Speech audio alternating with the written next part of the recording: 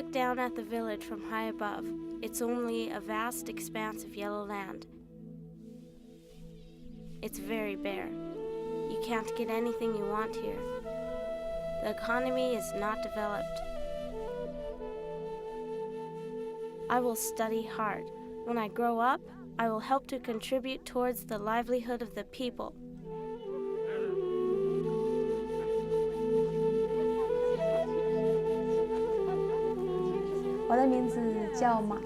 My name is Ma Yan, Ma meaning horse and Yan meaning swallow. I am a strong-willed girl who likes to win. From my horoscope, I like to dream but yet resist destiny. Therefore, I think I am a strong girl, a girl who struggles against fate. It was a simple diary that transformed Ma Yan's fate. Whereas most girls in this remote corner of the western Chinese province of Ningxia would have been married off in their teens, Ma Yan is now preparing for the biggest change of her life, a move overseas. My plan now is to study abroad. I believe I will be able to go overseas soon, to France, but I'll have to learn some French. In the summer of 2007, Ma Yan achieved a goal that had once been an impossible dream.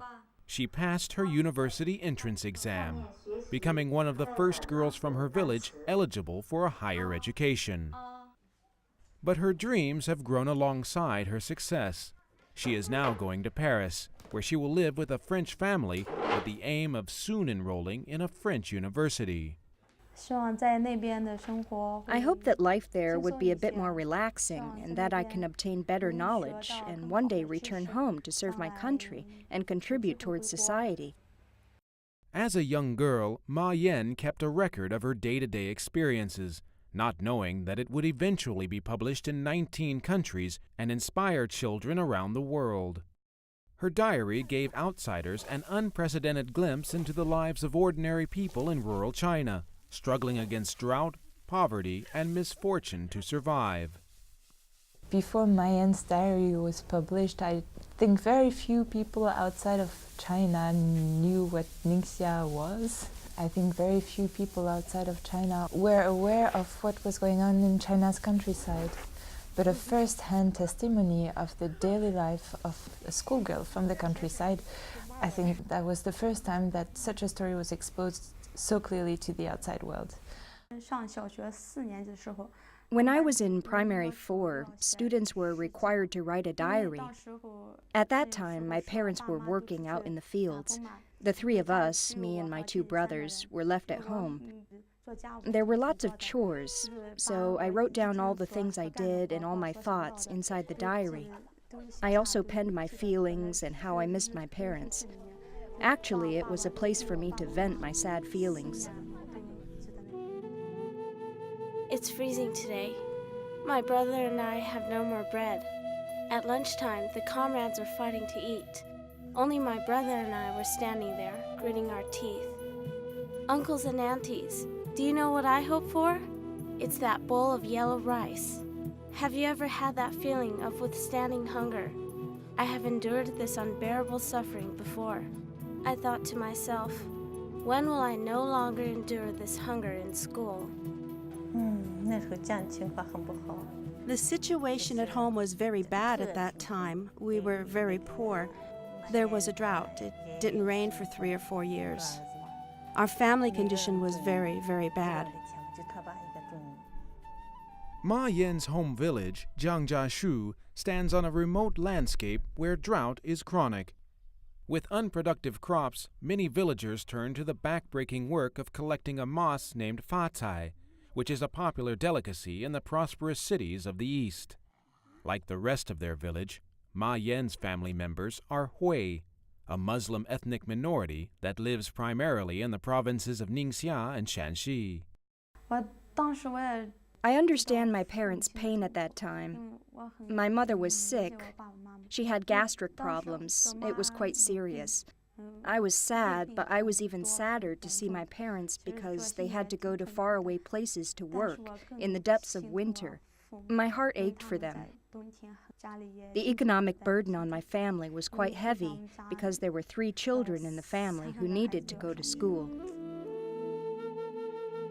This afternoon, after school, my brother and I went to look for my mother. When we caught up with her, she was seeing the doctor. The 3 of us went to the market to eat. Mother didn't eat. I could see that she was thirsty and hungry. I think that Mother is willing to withstand hunger for the sake of our stomachs and our education. I must not disappoint her. I must get into university, find a job, and let Mother eat until she's full. Every day, Mother and Father had their heads facing the earth and backs facing the sky. They had to work 4 seasons a year and to tend the fields.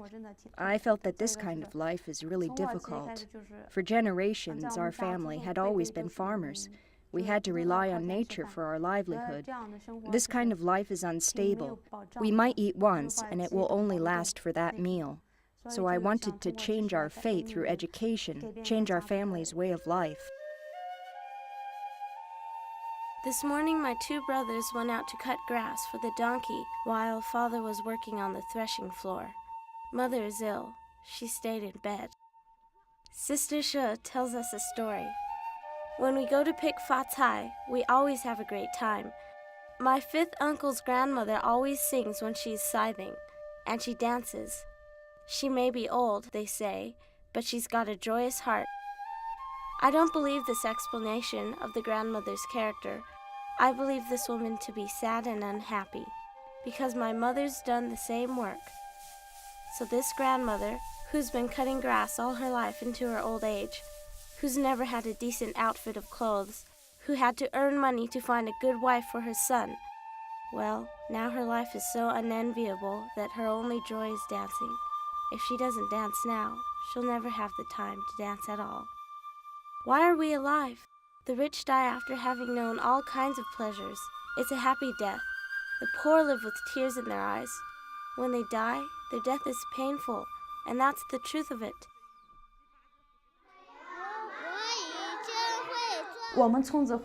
In our village, the girls can only study until primary 4 or 5 at most. Very few go to middle school, because the mentality of adults was that girls at the age of 15 or 16 have to get married. They will become members of another family. When I was in primary 4, many people came to ask for my hand in marriage. It was hard to imagine, but Father and Mother were firm. They refused all of them. I thought of marriage as something really frightening. It feels like you are trapped. So I wanted to change the mentality of our feudal society in the village. I wanted to strive for gender equality. I wanted us to be able to choose our own husbands.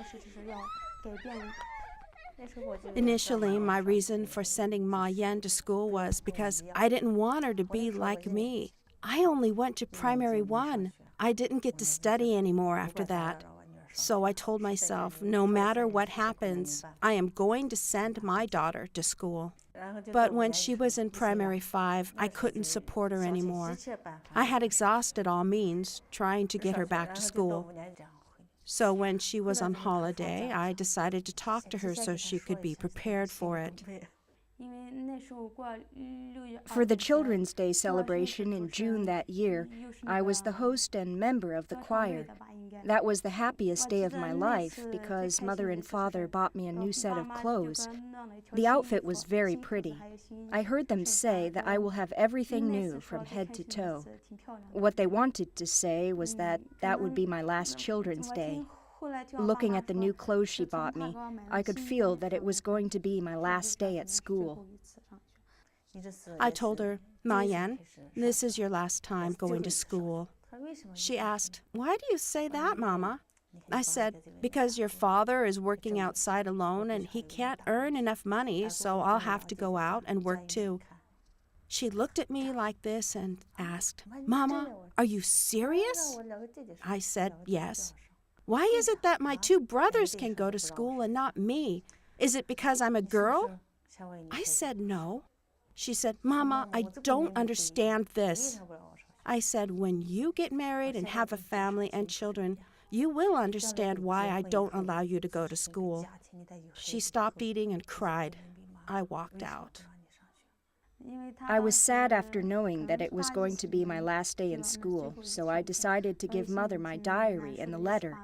I wanted her to know how I felt and what I was thinking. She told me, "No, Mama, I must go to school." I told myself, this child is so stubborn. There was nothing I could do. Her diary was locked up in a box. She took it out. She was unhappy the whole time.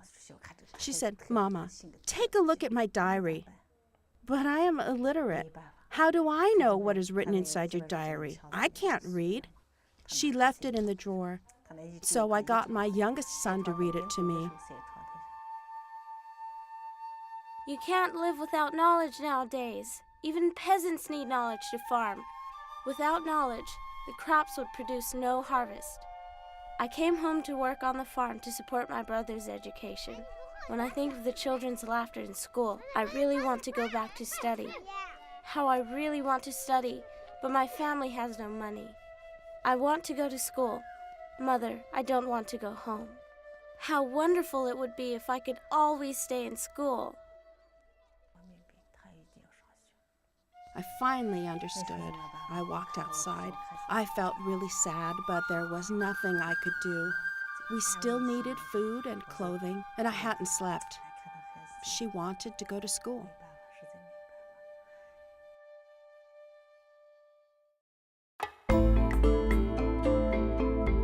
During study time this evening, our English teacher came into class and asked us, "Do you want to improve your English?" The students said yes.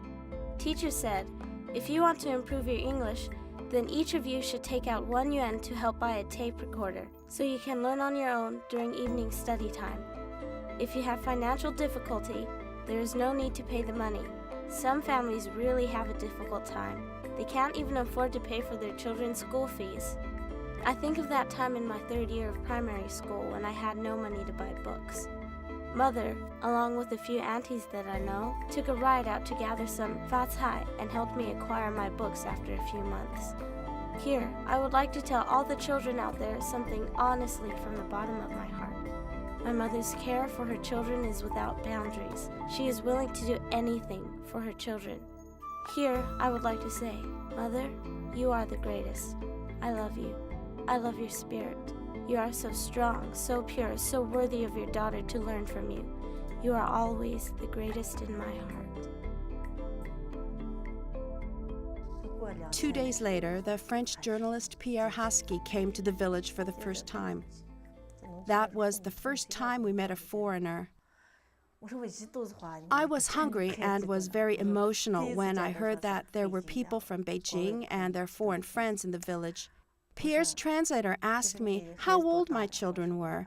I told her that Ma Yan was 13 and was finishing primary 5 that year. I had no way of letting her continue her education. She asked me to tell her what was in my heart. I said Ma Yan had 3 diaries. You can have a look at it. I went home and got them the diary. When they met me for the first time, they asked about my situation in school and at home and my parents' conditions. We talked for a while, then they listened to me sing. Then he told me, "From now on, I'll help you go to school and to go to university, or even further than that." Pierre Hasky published excerpts of Ma Yan's diary in the French newspaper Libération, and soon the entire diary was translated into French. Readers were struck by the poignant words of a young girl who seemed to be struggling against all odds simply to go to school. During my first year of junior middle school, I got a lot of attention. Many reporters wanted to interview me at school and at home and at TV stations. Most of them asked me about my experience at school. So I wanted to tell them my experience so that they could then help other poor children, children who need to go to school or who really want to go to school. This got a lot of attention in the media. The children in my school received a lot of aid because of that. The publication of Ma Yan's diary touched so many people in the world. The book has now been published in 19 different countries, and every time it is being published somewhere, the readers have the same reaction. They finish the book and they want to help. Whether, it's the 11 years old little girl in Canada that wrote to us saying, I don't want any of my birthday presents, I want all the money to be given to my aunt so that she can go back to school, or whether it's a wonderful man in Australia that said, I'm getting married and I've asked everyone to make a donation so that we can support the children of Ningxia together. This outpouring of aid led to the founding of Children of Ningxia, an organization that now provides scholarships for needy children in the province. It has so far helped 143 students, including 77 girls. The government has also made it easier for children to stay in school by abolishing school fees through 9th grade. But many families still struggle to pay for boarding fees at faraway middle and high schools. Perrine Luye is the coordinator for Children of Ningxia in China. She scouts the villages of Ningxia to identify potential candidates for scholarships, and also talks to school leaders and teachers to see what other needs could be met. Bai Bing, who lives in the village of Youjiamiao, is the latest young girl to receive a scholarship from Children of Ningxia. She attends a middle school in the town of Yuwang. It is a 10-kilometer walk from her home.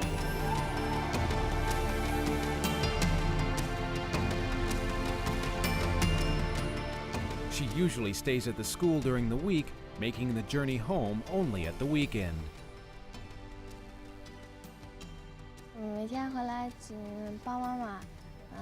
When I come back, I help Mother with the housework, feed the cow, wash the pots and pans, and cook. I also clean the house. Sometimes, besides these chores, I'll take some time to study. Grandmother's old. Sometimes I go to grandmother's house to help her with work, to get water, just work around the house. I help my family with chores. There are 3 children in our family, 2 sons and 1 daughter. My eldest brother is now in a high school in Wuzhong. Next year, he'll be taking the university entrance exam. I'll be very happy if he can get into a good university. However, to get into university, we'll need a lot of money. Our financial situation at home is pretty bad. Last time, our family couldn't even afford to pay for school fees for the 3 of us. In the end, we received assistance from Uncle Haskey and Perrine from Children of Ningxia. They helped me and my brother. The burden on my parents will be reduced by half.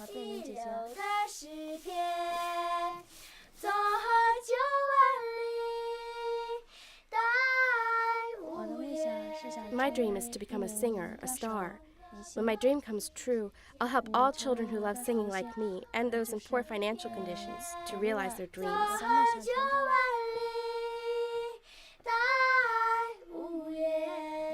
Once, a television station organized a competition. My parents said I could join the competition too. I was very happy. But after that, I found out that I had to pay 200 yuan to register for the competition. Because our situation at home was quite bad, I couldn't go. I was very sad. My tears just fell. Finally, I decided if I study hard, I hope that all the good-hearted people in the world will help me realize my dream. I'll be very grateful to them. I'm especially grateful to Uncle Haskey and Sister Perrine. If they hadn't helped me, I would have quit school and be doing farm work at home. With their help, a village girl like me can be what I am today. But for some, school remains out of reach. Ma Xiaoling is 16 and has dropped out of school. Her parents are trying to find a suitable husband so she can marry soon. Why don't you go to school anymore? Because my family is quite poor. Is there anyone introducing you to any potential husbands? I heard there's someone, but I don't like him. If you get a chance to go to school, would you go? Yes. Yet, for many girls in Ningxia, the environment has dramatically changed. They have new opportunities and new inspiration to choose their own future. It all stemmed from a young girl's desire to go to school and her mother's sacrifice and determination to get her there. Her story, or my aunt's story, has proved to lots of little girls that first of all, studying was valuable, her story has also showed to the parents that with studying you could have a better life and you could move to the city and you could provide for, even as a girl, you could provide for a better life for you and your family. I couldn't have imagined that she could go to senior middle school and then university and then go overseas to study. I couldn't even dare think of that. Now I say it's fate. Now Ma Yan helps other students. The girls now are, from a knowledge perspective, have changed. They can form opinions by themselves. For someone who doesn't go to the university or has no chance to attend university, I feel that his or her life won't be complete. By passing the university entrance exam, I can prove to the children or girls in poor and remote villages that girls and boys can be equals. Through our own hard work, we can achieve the kind of life we want and determine our own personal direction. I wanted to be an example. Because of this, most of the girls in my village have gone to school.